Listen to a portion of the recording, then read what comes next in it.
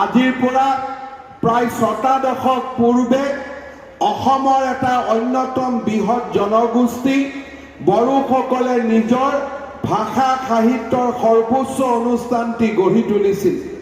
বড়ো সাহিত্য সভা নামৰ এই অনুষ্ঠানটিৰ উদ্দেশ্য আছিল বড়োসকলৰ ভাষা আৰু সাহিত্যৰ বিকাশ। ভাষাবিদ পণ্ডিতসকলৰ মতে তিব্বত চীনীয় ভাষা গোষ্ঠীৰ তিব্বত বৰ্মী শাখাৰ আটাইতকৈ উল্লেখযোগ্য শাখাটো হৈছে অসম বৰ্মী শাখা। এই শাখাৰ দুটা প্ৰধান ভাগ হৈছে বড়ো নগা আৰু কুকি চিল। বড়ো নগা শাখাৰ ভিতৰত এটা অন্যতম শক্তিশালী আৰু প্ৰধান ভাষা হৈছে বড়ো ভাষা। বড়ো ভাষা আৰু সাহিত্যৰ বিকাশৰ বাবে 1952 চনৰ 16 নৱেম্বৰত গঠন হোৱা বড়ো সাহিত্য সভাই এক দীঘলীয়া পৰিক্ৰমাৰ মাজেৰে আগবাঢ়ি বড়ো সাহিত্য সংস্কৃতিৰ বিকাশৰ বাবে নিৰলস প্ৰয়াস চলাই আহিছে। আজিৰ এই শুভ মুহূৰ্তত বড়ো সাহিত্য সভাৰ প্ৰথমগৰাকী মাননীয় সভাপতি জয়ভদ্ৰ হাজেৰ আৰু সাধাৰণ সম্পাদক সোণাৰাম থাউচেন ডাঙৰীয়ালৈ মই শ্ৰদ্ধা আগবঢ়াইছোঁ। আমাৰ ৰাজ্যখনৰ বিভিন্ন জাতি জনগোষ্ঠীৰ হ'ল বসতিস্থলী। এই জাতি জনগোষ্ঠীৰ সুৱদী সুৰীয়া ভাষাসমূহে বৃহত্তৰ জাতিক বৰ্ণিল কৰাই নহয়, আমাৰ সামগ্ৰিক সত্তাকো অনন্য মাত্ৰা আৰু আয়তন প্ৰদান কৰি আহিছে। প্ৰতিটো সৰু বৰ জাতি জনগোষ্ঠীৰ ভাষা সাহিত্যৰ বিকাশ অবিহনে আমাৰ সামগ্ৰিক বিকাশ নহয়। সেয়ে এনে প্ৰতিটো জাতি জনগোষ্ঠীৰ ভাষা সাহিত্যত সংৰক্ষণ সমৃদ্ধি আৰু বিশ্বমুখী যাত্ৰাৰ অৰ্থে আমি পূৰ্বতকৈ অধিক প্ৰণালীবদ্ধ গতিৰে আগবাঢ়িব লাগিব। নিখিল বড়ো সাহিত্য সভাকে ধৰি ভাষা সাহিত্য সভাৰ সাধনাত ব্ৰতী সাহিত্য সংগঠনসমূহৰ এই দিশত দায়িত্ব অপৰিসীম। সাহিত্য সভাসমূহে ভাষা সাহিত্যৰ বিকাশৰ উপৰিও সাংস্কৃতিক আদৰ্শৰাজিও জনমানসত প্ৰচাৰ আৰু প্ৰসাৰ কৰিব লাগিব। আমি আমাৰ শক্তিশালী জাতি সত্তাসমূহক বিকশাই তুলিব লাগিব সাহিত্যৰ মাজেৰে। মই আশা কৰিছোঁ সাহিত্যৰ চাৰিবেৰৰ মাজতে অকল সাহিত্য সভা সীমাবদ্ধ হৈ নাথাকে। সাহিত্যৰ বিকাশ আৰু উত্তৰণ ঘটে সাহিত্যৰ প্ৰসাৰণৰ ওপৰত। এই প্ৰসংগত সাহিত্যৰথী লক্ষ্মীনাথ বেজবৰুৱাদেৱৰ কিছু কথা মোৰ মনলৈ আহিছে। জাতীয় সাহিত্য আৰু জাতীয় উন্নতি শীৰ্ষক এটা লেখাত বেজবৰুৱাদেৱে অভিমত ব্যক্ত কৰি কৈছিল, যি সাহিত্যই যি ভাষাই নিজক সংকুচিত নকৰি গাৰ চাৰিওফালে দুটৰ পৰিয়াকৈ গাধৈ চকুৱা নিদি চলিছে, সেই ভাষা সেই সাহিত্যত বৃদ্ধিপ্ৰাপ্ত হৈছে আৰু যি তাৰ ওলোটা বাটে চলিছে সি নিধনপ্ৰাপ্ত হৈছে। এফালে ইংৰাজী ভাষা সাহিত্য আৰু আনফালে সেই দুখৰৰ লেটিন গ্ৰীক ভাষালৈ চালে এই কথা বোধগম্য হয়। বড়ো সাহিত্য সভাই এই দিশত নিশ্চয় মন দিব। বড়ো সাহিত্য আৰু সংস্কৃতিক এটা গণ্ডিৰ মাজত আবদ্ধ নাৰাখি এই ভাষা সাহিত্যৰ বুৱতী ধাৰাক আমি ববলৈ দিব লাগিব আৰু এই ভাষা সাহিত্যক বিকাশৰ পৰকাষ্ঠালৈ লৈ যাব লাগিব। বড়োসকলৰ নিকটতম সহোদৰ তথা প্ৰতিবেশী হিচাপে বসবাস কৰি অহা অসমৰ অন্যান্য ভাষাভাষী জনগোষ্ঠীসমূহৰ সৈতে বড়োসকলৰ সম্পৰ্ক প্ৰাক ঐতিহাসিক কালৰে পৰা বৰ্তি আহিছে। সহস্ৰাধিক বছৰ ওচৰা ওচৰিকৈ বসবাস কৰাৰ ফলত বড়োসকলৰ অনুপম সাংস্কৃতিক উপাদানবোৰ অন্যান্য সংস্কৃতি বিশেষকৈ বৃহত্তৰ অসমীয়া সংস্কৃতিৰ ক'ব নোৱাৰাকৈ অংগীভূত হৈ পৰিছে। মহাপুৰুষ শ্ৰীমন্ত শংকৰদেৱে বৃহত্তৰ অসমীয়া সংস্কৃতিটো গঢ় দিবলৈ যাওঁতে অসমৰ জনজাতীয় সমাজবোৰৰ পৰা কেনেকৈ তেওঁ বৰ অসমীয়া জাতিৰ উপাদানবোৰ সংগ্ৰহ কৰিছে সেয়া এক মনোৰম বৰ্ণনা। লালুন কছাৰীয়ে তেওঁলোকৰ সমূহীয়া উপাসনা কৰা গৃহক বৰঘৰ বোলে। শংকৰদেৱে নামঘৰ এই বৰঘৰৰ আৰ্হিতে সজাইছে বুলি একাংশ পণ্ডিতে মত পোষণ কৰিছে। কোনোৱে অৱশ্যে শংকৰদেৱৰ এই পৰিকল্পনাত মিচিংসকলৰ মোৰংঘৰৰ বৈশিষ্ট্য আছে বুলি উল্লেখ কৰিছে। কীৰ্তন ঘৰৰ মূল লাই খুঁটাটোৰ বোলাৰ পৰম্পৰা আহোমৰ পৰা আহে। তিৱা জনপ্ৰিয় বাদ্য লুডাং খামৰ লগত খোলৰ সাদৃশ্য আছে। তেনেদৰে দবাও জনজাতীয় ঐতিহ্যৰ এবিধ বাদ্য। নাটকৰ সূত্ৰধাৰৰ পাগুৰিটো জয়ন্তীয়া পৰম্পৰাৰ পৰা অহা বুলি পণ্ডিতসকলে অনুমান কৰে। বৰগীতৰে শংকৰদেৱে সৃষ্টি কৰা স্বকীয় আৰু অনন্য সংগীতৰ ধাৰাত জনজাতীয় সুৰৰ মিশ্ৰণ ঘটিছে। শংকৰী নৃত্যৰ গায়ন বায়নৰ পৰম্পৰা সোণোৱাল কছাৰীৰ পৰা অহা। এই নৃত্যত বড়ো, কাৰ্বি, মিচিং, জয়ন্তী আদিৰ হস্তপদ সঞ্চালনৰ মুদ্ৰা দেখিবলৈ পোৱা যায়।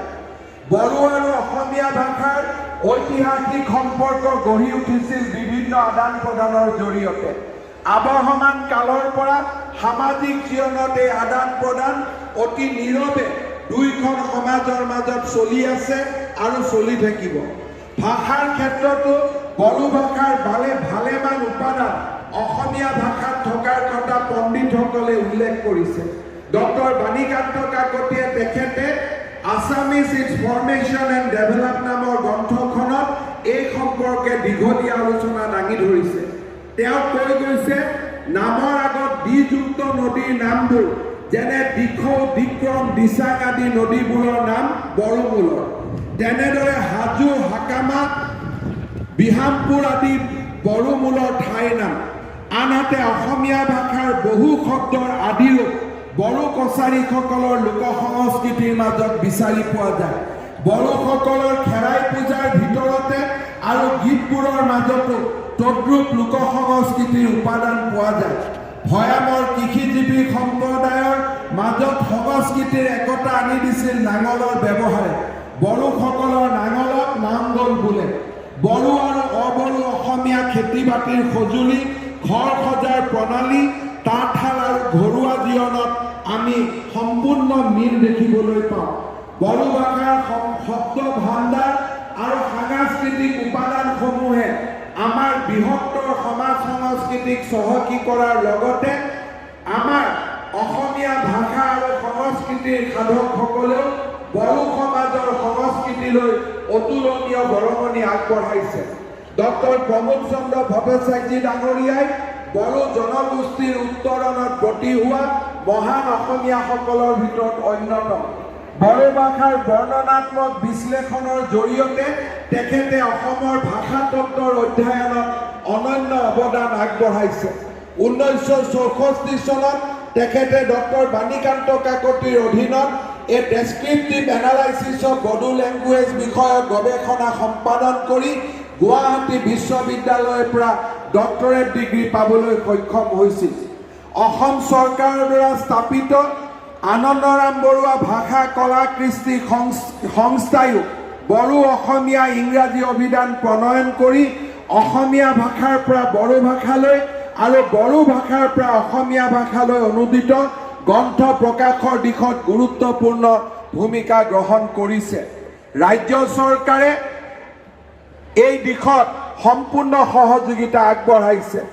বড়ো ভাষাৰ দৰে আন জনগোষ্ঠীৰ ভাষা, কলা, কৃষ্টি, সংস্কৃতিকো আগবঢ়াই লৈ যাবলৈ অসম চৰকাৰে আমাৰ ভাষা গৌৰৱ আঁচনিৰ জৰিয়তে বিভিন্ন দিশত ৰাজ্য চৰকাৰে আমাৰ ভাষা সাহিত্যৰ অনুষ্ঠানবিলাকক সহায় কৰি আহিছে। যোৱা কেইটামান দশকত বড়ো সাহিত্য সভাৰ উদ্যোগত বড়ো সমাজে বিশেষকৈ শৈক্ষিক উত্তৰণ আৰু বৌদ্ধিক উত্তৰণত যি অগ্ৰসৰভাৱে আগবাঢ়িছে সি সকলো জাতি জনগোষ্ঠীৰ বাবে প্ৰেৰণাৰ প্ৰতীক। বড়ো সাহিত্য সভাৰ উদ্যোগতে অসম চৰকাৰে ট্ৰাইবেল লেংগুৱেজ ডাইৰেক্টৰেট আৰম্ভ কৰিছিল আৰু বড়ো সাহিত্য সভাই বড়ো জনগোষ্ঠীৰ লগতে অসমৰ আন জনগোষ্ঠীয় ভাষা কলা কৃষ্টিৰ ক্ষেত্ৰতো বিকাশৰ ক্ষেত্ৰতো বৌদ্ধিক নেতৃত্ব গ্ৰহণ কৰি আহিছে। মই আজিৰ এই অনুষ্ঠানত অসমবাসী ৰাইজৰ হৈ বড়ো সাহিত্য সভা তেখেতৰ সকলৰ যি গৌৰৱময় ভূমিকা তাৰ বাবে মই ধন্যবাদ আৰু কৃতজ্ঞতা জ্ঞাপন কৰিছোঁ। বড়ো সাহিত্য সভাৰ উদ্যোগত আৰু প্ৰধানমন্ত্ৰী নৰেন্দ্ৰ মোদী ডাঙৰীয়াৰ প্ৰচেষ্টাত বড়ো ভাষাক ইতিমধ্যে ৰাজ্য চৰকাৰে সহযোগী ভাষাৰ স্বীকৃতি দিছে। আজি বড়ো ভাষাই সংবিধানৰ ৮ম শিডিউলত উজ্জ্বল নক্ষত্ৰৰ দৰে জিলিকিছে। ক্লাছ 10লৈকে বড়ো মিডিয়ামৰ বিদ্যালয়সমূহ স্থাপন হৈছে। আজিৰ সভাতে মই অত্যন্ত গৌৰৱ ভাৱেৰে অসম চৰকাৰৰ হৈ ঘোষণা কৰিব বিচাৰিছোঁ যে এতিয়াৰ পৰা ক্লাছ 11 আৰু 12তো বড়ো মিডিয়াম প্ৰৱৰ্তন কৰাৰ ব্যৱস্থা কৰা হ'ব। মই ভাবোঁ যে সিলেক্টেড স্কুলত আমি লাহে লাহে 11 আৰু 12ত বড়ো ভাষাক প্ৰৱৰ্তন কৰাৰ লগে লগে স্নাতক আৰু স্নাতকোত্তৰ পৰ্যায়লৈও বড়ো ভাষাক লৈ যোৱাৰ পথ মুকলি হ'ব। ইয়াৰ লগে লগে আজিৰ এই ৬১তম অনুষ্ঠানত মই ৰাজ্য চৰকাৰ হৈ অত্যন্ত বিনম্ৰতাৰে সৈতে বড়ো সাহিত্য সভাৰ জিলাসমূহত বড়ো সাহিত্য সভাৰ কাৰ্যালয় স্থাপনৰ বাবে প্ৰতিটো জিলাত কাৰ্যালয় নিৰ্মাণৰ বাবে মই ৫০ লাখ টকাকৈ এটা অনুদান আগবঢ়াইছোঁ। য'ত নেকি বড়ো ভাষা কোৱা লোক আছে, য'ত বড়ো জনগোষ্ঠীৰ লোক আছে, সেই প্ৰতিখন জিলাতে একোটাকৈ বড়ো সাহিত্য সভাৰ কাৰ্যালয় হ'ব আৰু সেই কাৰ্যালয় নিৰ্মাণৰ বাবে ৰাজ্য চৰকাৰে প্ৰত্যেক বছৰতে ৩ বছৰত সমাপ্ত হোৱাকৈ ৫০ লাখ টকাৰ বৰঙণি আগবঢ়াব। ইয়াৰ উপৰিও আজিৰ সভাতে বড়ো জনগোষ্ঠীৰ ভাষা সংস্কৃতিৰ কাম কৰি যাবলৈ আমি আগবঢ়োৱা আগত আৰ্থিক সাহায্যৰ উপৰিও বড়ো সাহিত্য সভাক আৰু ৫ কোটি টকাৰ এটা ৰিভলভিং ফাণ্ড দিয়াৰ কথাও মই আজিৰ সভাতে ঘোষণা কৰিবলৈ পাই गौरव अनुभव करिछु। फिर मैं एक बार भारतवर्ष की महामहिम राष्ट्रपति रामनाथ कोविंद जी को धन्यवाद देना चाहता हूँ। अति कम समय में राष्ट्रपति जी ने दोबारा असम आने का कष्ट किया।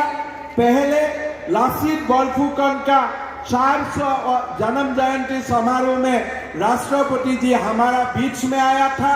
आज दोबारा बड़ो साहित्य सभा का अधिवेशन में राष्ट्रपति जी आके असम वासियों को गौरवान्वित किया है। मैं रामनाथ कोविंद जी को महामहिम राष्ट्रपति जी को मैं दोबारा धन्यवाद देना चाहता हूँ। पहले असम में कोई भी राष्ट्रपति 2-3 महीना में दोबारा आने का कष्ट नहीं किया था। अब असम वासी हमेशा आपका ग्रेटफुल रहेगा। और मैं आज सभा का ये बहुत ज़्यादा प्रासंगिक नहीं है, फिर भी मैं ये बताना चाहता हूँ। राष्ट्रपति जी काजीरंगा में रहा था 1 रात। काजीरंगा में राज्य सरकार के ने एक प्रचेष्टा शुरू किया था कि एक एलिवेटेड कॉरिडोर बने, जहाँ से जानवर लोग फ्लड बाढ़ से अपना प्रोटेक्शन मिल सकता है। राष्ट्रपति जी 1 रात काजीरंगा में रुका और राष्ट्रपति जी जाके नितिन गडकरी जी को बोला कि एलिवेटेड कॉरिडोर काजीरंगा में होने से अच्छा है। मैं खुशी दिल से बोलना चाहता हूं कि महामहिम जी का रिक्वेस्ट का बाद भारत सरकार ने काजीरंगा में एक 22 किलोमीटर लंबी एलिवेटेड कॉरिडोर परियोजना को स्वीकृति दिया है, जिसका कारण हम हमेशा राष्ट्रपति जी का ऊपर ग्रेटफुल रहेगा। पुनर्में आप लोग सबको धन्यवाद देना चाहता हूँ और आप लोग को सबको प्रणाम करते हुए मैं मेरा वाणी का विराम देता हूँ। बहुत बहुत धन्यवाद।